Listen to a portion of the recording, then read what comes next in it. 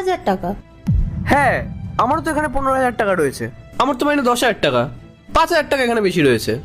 কিন্তু ম্যাডাম আমাকে 5,000 টাকা বেশি কেন দিল? কোথায়? আগে তো এরকম কখনো হয়নি। আমার মনে হয় উনি হয়তো ভুল করে দিয়ে দিয়েছেন। আরে ভুল করে হলে তো একজনকে দিত, আমাদের দুজনকেই কেন দেবে? এক কাজ করি, আমরা গিয়ে ওনাকে টাকাটা ফেরত দিয়ে আসি, চলো। আরে দাঁড়াও, কোথায় যাচ্ছ তুমি? তুমি একবার ভেবে দেখো, সামনে নতুন বছর আসছে, রিককে স্কুলে ভর্তি করাতে হবে, পাওনাদাররা টাকা পায় তাদের টাকা দিতে হবে, অনেক খরচা আছে।